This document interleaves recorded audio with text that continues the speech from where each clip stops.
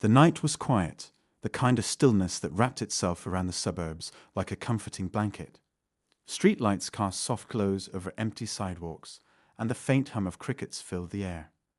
Sandra Jackson, exhausted but fulfilled, was driving home after a long day in court. As a seasoned attorney and relentless civil rights advocate, she had spent hours defending an underserved client, securing a victory that left her feeling both triumphant and drained. All she wanted now was to sink into the peace of her home. The calm, however, was short-lived. Sandra barely noticed the flashing red and blue lights in her rearview mirror at first. She sighed, pulling over onto the shoulder of the quiet road. Routine, she thought. Maybe a broken taillight. Her years of experience told her to stay composed and professional. The officer who stepped out of the patrol car was tall and imposing, his movements deliberate. His name tag read R. Dale, but the sharp glint in his eyes spoke volumes before he uttered a word. He approached Sandra's window, his posture radiating authority, not the kind meant to reassure, but the kind meant to intimidate. "License and registration," Officer Ryan Dale said coldly. Sandra complied without hesitation, handing him her driver's license. She noticed the slight sneer on his face as he glanced at the name. There was something unnerving about the way he looked at her, a mix of disdain and arrogance. "Step out of the car," Dale said abruptly, his tone leaving no room for negotiation. "Is there a reason for this, officer?" Sandra asked calmly, keeping her voice steady. Dale's lip curled into a smirk. "You people always think the rules don't apply to you." The phrase hit Sandra like a slap, but she didn't flinch. She had heard it before, in courtrooms, in whispered conversations, in the thinly veiled comments of those who underestimated her. But now it carried an edge of menace she couldn't ignore. Before she could respond, Dale did something that left her stunned. With deliberate malice, he gripped her license and tore it in half. The sound of the plastic snapping filled the air, cutting through the night like a sharp blade. Sandra's first reaction wasn't fear, it was disbelief. Did he really just do that? Her mind raced, not with panic, but with strategy. Years of legal battles had taught her how to navigate volatile situations, and she wasn't about to let this one spiral out of control. Her pulse remained steady as she reached for her phone. Quietly, she began recording. Dale noticed and leaned in closer, his sneer widening. "Oh, so now you're recording me? Go ahead. No one's going to care about your little video." Sandra didn't respond. Instead, she kept her camera trained on him, her expression unreadable. Her silence only seemed to enrage him further. Dale began rifling through her car without consent, tossing papers and documents onto the seat. Among the scattered items were case files from her latest court victory. He picked one up, waving it mockingly. "What's this?" Evidence of something shady?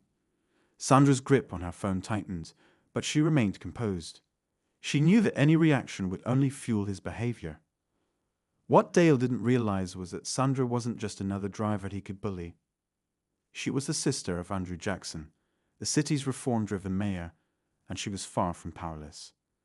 The encounter was escalating, and Sandra's instincts told her this wasn't just about her anymore.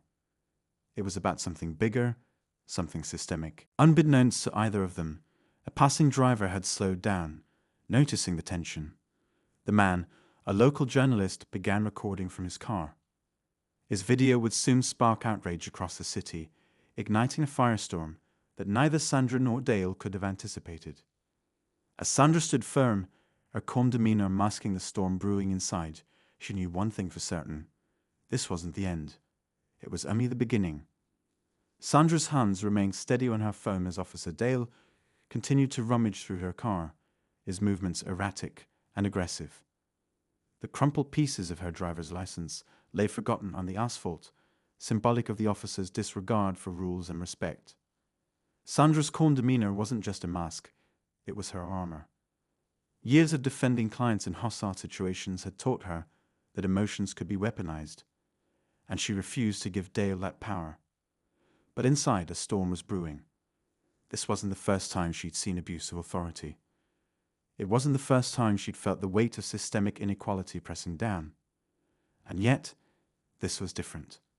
This time, she wasn't just a witness or an advocate. She was the target. Dale leaned closer to her car window, his face just inches from hers. You think you're smart, don't you? Recording you like that? But it won't make a difference. People like me, we don't get questioned by people like you. Sandra met his gaze without flinching. Destroying someone's license without cause is illegal, officer. And so is searching a vehicle without consent. Her voice was calm but firm, every word measured. Dale chuckled, a low, dismissive sound. Illegal. You don't get to decide what's illegal. I do. The arrogance in his tone was undeniable, but Sandra didn't respond. Instead, she subtly shifted her phone, making sure to capture his face and actions clearly. The journalist, still parked a short distance away, continued filming the scene from his car, his phone's camera picking up every detail. Sandra's mind raced as she considered her options. She knew this encounter was spiraling into something much larger than a routine traffic stop. But she also knew that handling it incorrectly could escalate things in ways she couldn't control. For now, her best weapon was the truth, and ensuring it was documented for everyone to see. Dale, oblivious to the growing audience and the camera now documenting his every move, continued his search. He grabbed a stack of legal documents from the passenger seat, flipping through them carelessly. You lawyers think you're untouchable, don't you? Hiding behind your big words and fancy titles. Sandra didn't respond, but her silence seemed to provoke him further. I bet you think you're special, Dale sneered, tossing the papers back into the car. Well, let me tell you something. Before he could finish, a car pulled up behind Dale's patrol vehicle. The journalist, realizing the situation was escalating, had called a friend, a local community organizer, who had arrived to assess the scene. The organizer stepped out of the car cautiously, her phone in hand, and began recording as well. Dale noticed the new arrival and straightened up, his demeanor shifting slightly. He turned to face the organizer, his expression hardening. This is official police business. You need to leave. I'm not interfering, the organizer replied calmly, her phone still pointed at him. Just making sure everything is documented. Sandra could sense Dale's frustration growing. He wasn't used to being challenged, especially not by people he assumed would back down. But this wasn't a typical situation. Sandra wasn't a typical driver, and the bystanders weren't going to look the other way. Sandra decided to take control of the narrative. She pressed a button on her phone, placing a call to her brother, Andrew Jackson. His voice came through almost immediately, calm but concerned. Are you okay? Andrew asked, his tone measured but laced with urgency. Sandra recounted the situation succinctly, her voice steady as she detailed every action Dale had taken. Andrew listened intently, his silence on the other end of the line speaking volumes. Stay calm, he finally said. Keep recording. I'll handle this. Sandra ended the call, her resolve strengthening. She knew her brother would act swiftly, but she also knew this was far from over. Dale, unaware of the powerful connection she had just reached out to, continued his tirade, his voice growing louder with each word. You think you're going to scare me with your little phone calls? You're wasting your time. But Sandra wasn't trying to scare him. She was building a case, piece by piece, ensuring that every action, every word, was documented. Meanwhile, the journalist's video had already made its way onto social media. Within minutes, it began gaining traction, shared by local activists and community members who recognized Sandra and knew her work. The footage of Dale tearing her license, searching her car, and taunting her was impossible to ignore. Comments flooded in, expressing outrage and calling for accountability. As the video spread, it caught the attention of local news outlets and city officials. Phones began ringing, and emails flooded inboxes as people demanded answers. Back on the quiet suburban street, Dale's confidence remained unshaken for now. He was still convinced that his authority was absolute, that his actions would face no consequences. But Sandra could sense the shift. It was subtle, almost imperceptible, but it was there. The organizer's presence, the growing number of witnesses, and the knowledge that her brother was now involved gave her a sense of control she hadn't felt earlier. Dale, however, wasn't done. He stepped back from the car, crossing his arms as he glared at Sandra. "Step out of the vehicle," he barked. "Am I being detained?" Sandra asked, her voice calm but firm. "Step out," Dale repeated, avoiding the question. Sandra complied, carefully exiting the car while keeping her phone pointed at him. Her movements were deliberate, her expression unreadable. Behind her, the organizer and journalist continued filming, their cameras capturing every detail. As Sandra stood beside her car, Dale's frustration boiled over. He pointed a finger at her, his voice rising. "You think you can challenge me? You think you're above the law." Sandra met his gaze steadily. "I think the law applies to everyone, officer, including you." Her words hum in the air, cutting through the tension like a knife. For a moment, Dale seemed at a loss for words. But the moment was fleeting, and he quickly regained his composure, his anger barely concealed beneath a thin veneer of authority. What he didn't realize was that his time was running out. At City Hall, Andrew Jackson was already making calls, his team mobilizing to address the situation. Protesters began gathering outside the police station, their voices growing louder with every passing minute. Sandra stood her ground, her calm presence a stark contrast to Dale's growing agitation. She wasn't just fighting for herself, she was standing up for every person who had been silenced, dismissed, or mistreated. The tension continued to build, the quiet suburban street now a stage for a much larger battle. And while Sandra couldn't predict what would happen next, she knew one thing for certain: this wasn't just about her. It was about justice, accountability, and the power of standing up against injustice, no matter the odds. Sandra stood by her car, her phone still recording as the tension between her and Officer Dale thickened. The street, once silent and empty, now seemed alive with an invisible energy, a mix of outrage, resistance, and the unyielding presence of accountability. The organizer and journalist continued documenting the scene, their cameras capturing the officer's every move. Dale paced in front of her, his confidence faltering ever so slightly as he realized the growing number of witnesses.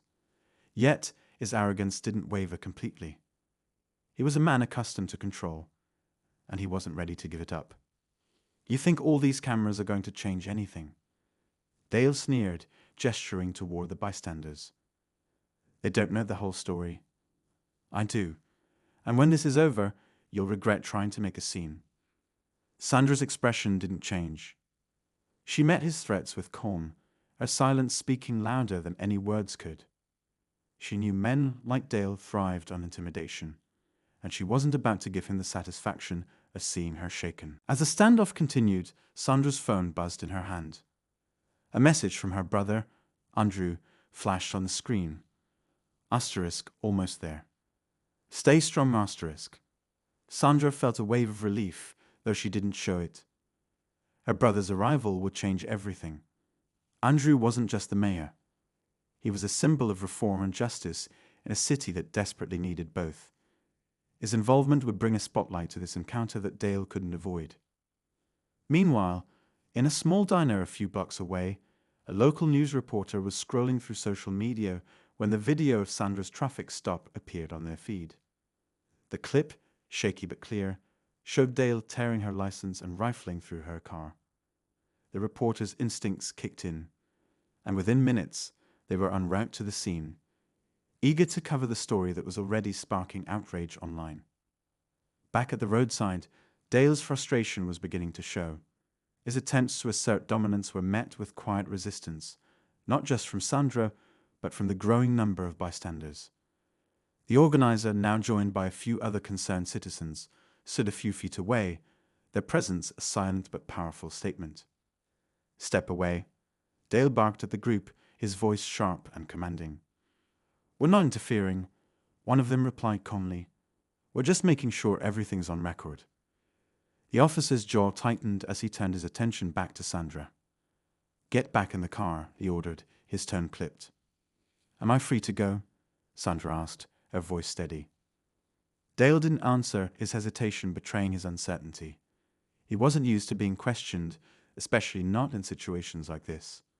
But Sandra wasn't backing down, and neither were the people documenting the encounter. As the moments stretched on, the atmosphere grew more charged. Cars began slowing as they passed, drivers glancing curiously at the scene unfolding on the quiet suburban street. Some rolled down their windows, asking what was happening, while others parked nearby to watch. The journalist, who had remained quietly filming from their car, was now live-streaming the incident. The video gained traction quickly, with viewers tuning in from across the city. Comments flooded the stream, demanding justice and calling out the blatant abuse of power. In the midst of the growing chaos, Sandra remained composed. Her years as an attorney had prepared her for high-pressure situations, but this was different. This wasn't a courtroom where evidence and arguments dictated the outcome. This was raw, unfiltered, and unpredictable. At City Hall, Andrew was preparing to leave for the scene when his chief of staff approached with an urgent update. "The video's gone viral," she said, handing him a tablet. Andrew watched the footage, his expression darkening with each passing second. His sister's calm voice, the officer's taunts, the tearing of her license. It was all there, plain as day. He turned to his staff, his voice firm. "I want a statement drafted immediately. And get me the police chief on the line." As Andrew made his way to his car, the city's social media feeds were ablaze with calls for accountability. Activist groups began organizing, sharing the video with their networks and planning a peaceful protest outside the police station. Back at the scene, Dale was beginning to feel the pressure. The arrival of the news reporter only added to his discomfort. The reporter approached cautiously, microphone in hand, as their camera operator began filming. "Officer Dale, can you explain what's happening here?" the reporter asked. "This is a routine traffic stop," Dale replied tersely, his eyes narrowing. Sandra, standing a few feet away, finally spoke up. "Routine traffic stops don't usually involve destroying someone's license and conducting an illegal search." The reporter turned to her, their interest piqued. "Ma'am, do you mind sharing your side of the story?" Sandra hesitated for a moment, considering her words carefully. "I'd rather let the evidence speak for itself," she said, holding up her phone. Dale's face darkened as he realized how thoroughly documented his actions had been. He opened his mouth to speak, but was interrupted by the sound of approaching sirens. Andrew's car pulled up alongside the scene, followed by a black SUV carrying members of his security team. He stepped out, his presence commanding immediate attention. "Mayor Jackson," the reporter said, turning their camera toward him. Andrew ignored the microphone and strode directly to Sandra. "Are you okay?" he asked, his voice low but firm. "I'm fine," Sandra replied, her tone measured. "But this isn't over." Andrew nodded, his gaze shifting to Dale. The officer's smug demeanor had all but disappeared, replaced by a thinly veiled mix of confusion and unease. "This is your officer?" Andrew asked sharply as the police chief arrived on the scene moments later. The chief, visibly uncomfortable, nodded. "We'll handle this internally, sir." "No," Andrew said, his voice cutting through the tension like a knife. "This isn't staying internal. The people deserve transparency, and they're going to get it." The tension on the street was palpable as Andrew's words hung in the air. Sandra stood beside her brother, her resolve unwavering. The cameras continued to roll, capturing every moment as the story unfolded, each new layer of conflict adding to the growing sense that this wasn't just about a single encounter. It was about something much bigger. The air felt electric as the gathering crowd watched the scene unfold. More cars pulled over, their passengers stepping out cautiously, drawn by the undeniable sense that something significant was happening. The growing audience added to the pressure, their murmurs creating an undercurrent of tension. Sandra stood her ground, her phone still recording, while Andrew locked eyes with Officer Dale, whose earlier bravado now seemed like a distant memory. Andrew's presence had shifted the power dynamic entirely. Dale, once confident in his unchecked authority, now looked cornered. His hands fidgeted at his sides, his eyes darting between Sandra, Andrew, and the growing number of onlookers. The realization was dawning on him. This wasn't just another incident that would quietly disappear. This was becoming a public reckoning. The reporter, sensing the gravity of the moment, turned their focus to Andrew. "Mayor Jackson, can you comment on what's happening here?" Andrew ignored the question, his attention fixed solely on the officer. "Officer Dale, you've conducted an illegal search, destroyed private property, and harassed a citizen without cause. Do you have any justification for your actions?" Dale straightened his posture, his face a mix of defiance and uncertainty. "I was doing my job," he said, his voice lacking the conviction it held earlier. She was acting suspicious, refusing to cooperate. Sandra, calm but resolute, finally spoke. "Refusing to cooperate. Asking if I was being detained and asserting my rights isn't suspicious. It's my legal right." The crowd murmured in agreement, their collective presence now feeling like an unspoken tribunal. The organizers stepped forward, their phones still recording. "Officer Dale, the people here have witnessed everything. How do you explain tearing her license in half and going through her belongings without a warrant?" Dale opened his mouth to respond but faltered, the weight of the evidence against him too much to deny. The police chief, who had been quietly observing, finally stepped forward. "Officer Dale, you're relieved of duty pending an internal review," he said, his tone firm but uneasy. The announcement drew gasps and murmurs from the crowd, but it did little to ease the tension. Dale's face turned crimson with a mix of anger and humiliation. "This is ridiculous," he muttered under his breath, but his protests fell on deaf ears. Andrew wasn't finished. "An internal review isn't enough," he said, his voice carrying a quiet authority that silenced the crowd. "This isn't just about one officer's misconduct. This is about a system that allows these abuses to happen. We need real accountability." As Andrew spoke, the journalist's live stream was flooded with comments, the number of viewers climbing by the second. Words like justice, corruption, and reform filled the chat, echoing the sentiments of those on the street. Activist groups began arriving, holding signs and chanting slogans that called for change. Dale, visibly shaken, was escorted to a squad car by another officer. His departure did little to diffuse the charged atmosphere. The crowd had grown restless, their voices rising as they demanded answers, not just for Sandra, but for every person who had faced similar injustices. Sandra turned to Andrew, her expression unreadable. "This isn't over," she said, her voice steady. "It won't be," Andrew replied, his tone matching her resolve.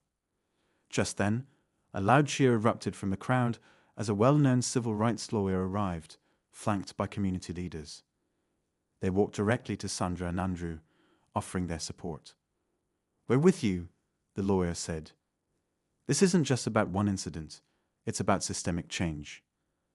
The atmosphere felt like it was teetering on the edge of something monumental. The police station, now surrounded by protesters, had become the epicenter of a growing movement. Inside, officers watched nervously, unsure of how to handle the escalating situation. Meanwhile, Sandra's phone buzzed again.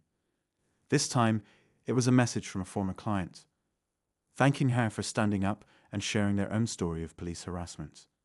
Sandra read the message silently, the words fueling her determination.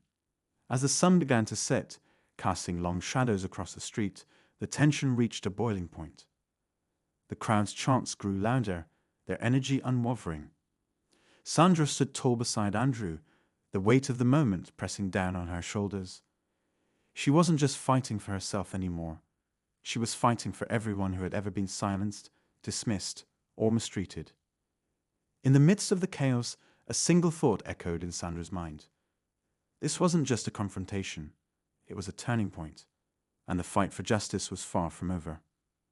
As the chants of the crowd echoed into the evening air, Sandra glanced at her brother, Andrew, a silent acknowledgement passing between them. They had faced challenges before, but tonight felt different. The intensity, the sheer number of people demanding justice, it was electrifying. But just as she began to feel a sliver of hope, the atmosphere shifted. A black unmarked car pulled up to the scene, its tinted windows gleaming under the streetlights. The door opened slowly, and out stepped a man in a crisp suit, his expression calm yet calculated. It was Victor Calloway, a high-ranking official in the city's police union, and a controversial figure known for defending officers accused of misconduct. His unexpected arrival caused a ripple through the crowd. Calloway walked straight toward Andrew, his confident stride cutting through the noise. "Mayor Jackson," he said, extending a hand. "It seems we have the bit of the situation here." Andrew didn't take the hand, his eyes narrowing. "It's more than a situation, Calloway. This is about accountability, something your officers seem to lack." Calloway smirked, unbothered by Andrew's cold reception. "Accountability works both ways, Mayor. Let's not forget that due process applies to everyone, including officers accused of misconduct." Sandra's jaw tightened, but she stayed silent, her focus on Calloway's every word. She knew his type well, smooth talkers who thrived on deflecting blame and muddying the waters. Calloway turned his attention to Sandra, his tone shifting to one of faint concern. "Miss Jackson, I understand this must have been a stressful experience for you. But I have to ask, are you certain your actions during the stop didn't escalate the situation?" Sandra's calm demeanor remained intact, though her grip on her phone tightened. "You're asking if me calmly asserting my rights escalated the situation," she replied, her voice measured. "The only escalation here was Officer Dale's abuse of power." The crowd erupted in cheers of support, their energy surging in response to Sandra's words. Calloway's smirk faltered for a moment before he recovered, his gaze flicking back to Andrew. "This kind of public spectacle doesn't help anyone," Calloway said, his voice louder now to be heard over the crowd. "If you want real change, Mayor, let's handle this through the proper channels, not through mob justice." Andrew stepped closer, his voice firm and unwavering. "Don't mistake this for a mob, Calloway. This is the voice of the people, and they're tired of being ignored." Calloway's expression hardened, but before he could respond, another unexpected twist unfolded. A young woman pushed her way through the crowd, her face pale but determined. She held up a tablet, her voice trembling as she addressed Sandra. "Miss Jackson, you need to see this," she said, thrusting the device toward her. Sandra took the tablet, her brow furrowing as she watched a video play on the screen. It was security footage from a local gas station, time-stamped just minutes before her encounter with Dale. The footage showed Dale pulling over another car, a young black man driving an older sedan. The video captured Dale's aggressive demeanor as he interrogated the driver, eventually forcing him out of the car and searching it without cause. Sandra's heart sank as she watched the scene unfold. Andrew leaned over to see the video, even through the grainy footage. "Where did you get this?" This wasn't an isolated incident. It was part of "I work at the station," she explained, her voice steady despite the weight of the revelation. "I saw the video after hearing about what happened to you. I thought it might be important." Sandra handed the tablet to the journalist, who immediately began uploading the footage to their live stream. The crowd, now aware of the new development, grew louder, their chants shifting to demands for systemic reform. Calloway's composure cracked ever so slightly, a flicker of unease crossing his face. "This changes nothing," he said quickly. "One incident doesn't define an entire department." "No," Sandra said, her voice cutting through the noise. "But it reveals a pattern, and patterns demand accountability." The tension in the air was palpable as Calloway turned on his heel and walked back to his car, his departure met with a chorus of boos. But the damage was done. His attempt to deflect the situation had only fueled the fire. As the crowd swelled, the police chief stepped forward, his face pale and drawn. "Mayor Jackson," he began, his voice shaky. "We need to talk, privately." Andrew shook his head. "Whatever you have to say, you can say it here." The chief hesitated, glancing nervously at the crowd before finally speaking. "There's more to this than we realized. Officer Dale's body cam footage, it's been tampered with." The revelation sent a shockwave through the crowd. Sandra's eyes widened, her mind racing. If the footage had been tampered with, it meant someone within the department was trying to cover up Dale's actions, or worse, protect a deeper network of misconduct. Andrew's voice was cold and deliberate as he addressed the chief. Then it's time to open a full investigation, and this time it won't be handled internally. The crowd erupted into cheers, their chants growing louder and more unified. Sandra felt a surge of determination as she stood beside her brother, the weight of the fight ahead pressing down on her shoulders. The stakes had never been higher, but neither had her resolve. As the night deepened, the crowd showed no signs of dispersing. This wasn't just about one officer or one incident anymore. It was about a system that had operated without accountability for far too long. And for Sandra and Andrew, there was no turning back. The fight for justice had only just begun. The night grew darker, but the crowd outside the police station showed no signs of waning. Chants for justice rang out, carrying through the streets as more people joined, their faces illuminated by the glow of camera phones and live streams. Inside the station, the tension was suffocating. Sandra and Andrew stood firm, flanked by civil rights lawyers and community leaders. The chief hesitated, clearly caught between his duty and the weight of public scrutiny. "All right," the chief said, his voice tight. "We'll release the body cam footage." Unaltered this time. The room fell silent as the chief signaled for the technician to play the video. Sandra's heart pounded as the screen flickered to life, showing the events leading up to her traffic stop. The video revealed Dale pulling her over, his tone already aggressive, as he approached her car. The footage captured every moment, the tearing of her license, the unlawful search, and even his mocking taunts. But then came something no one expected. The footage cut to earlier in the day, showing Dale in a heated conversation with a group of other officers. "She thinks she's untouchable," Dale said, holding up Sandra's file. "We'll see how tough she is when she's on the receiving end." The room erupted. Casts of disbelief echoed through the crowd as the truth became clear. This wasn't a random stop. It was targeted harassment. Sandra's hands tightened into fists as she processed the revelation. Dale hadn't just acted out of arrogance, he had planned this. Andrew stepped forward, his voice steady but laced with fury. "This proves intent," he said. "This wasn't just misconduct. It was a calculated abuse of power." The chief's face paled as he stammered. "I had no idea." "Then you weren't paying attention," Sandra interrupted, her tone sharp but controlled. And that's part of the problem. Outside, the crowd's energy surged as the live stream broadcasted the footage. People were no longer just demanding Dale's accountability. They wanted answers from the entire department. Activists took the microphone, rallying the crowd with powerful speeches about systemic reform. As the protests reached a fever pitch, Sandra's phone buzzed with a message. It was from the young woman who had provided the gas station footage. "Check this out," the text read, accompanied by another video link. Sandra opened it, her breath catching as she watched. The video showed a closed-door meeting at the precinct, secretly recorded by an anonymous officer. In it, several high-ranking officials discussed how to suppress evidence of misconduct. Dale's name came up repeatedly, along with orders to tamper with bodycam footage. It was damning proof of a cover-up that went far beyond one officer. Sandra passed the phone to Andrew, who quickly shared the video with the civil rights lawyers. The stakes had just skyrocketed. This wasn't about one bad cop. It was about a corrupt system willing to shield its own at any cost. The crowd outside exploded when the video hit the live stream.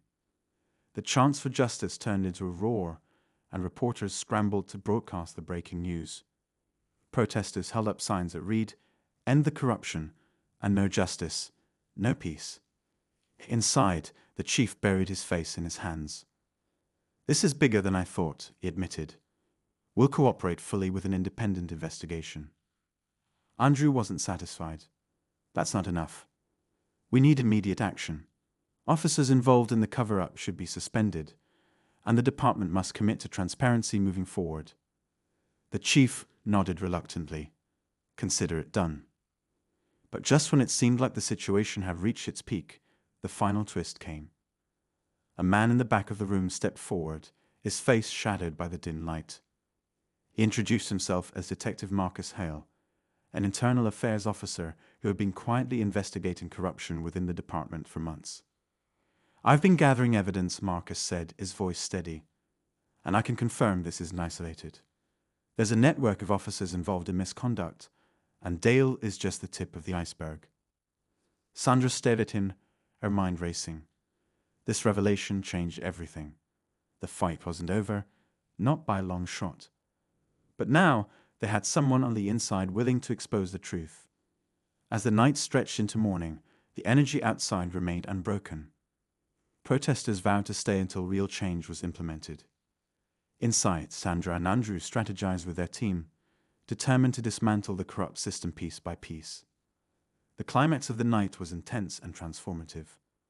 While Dale's arrest and the chief's concessions felt like victories, Sandra knew this was just the beginning. The final twist, a system-wide conspiracy, made the stakes even higher. But as she looked out at the crowd, their faces united in determination, she felt a renewed sense of purpose. This wasn't just her fight anymore. It was a movement, a relentless push for justice that no one could ignore.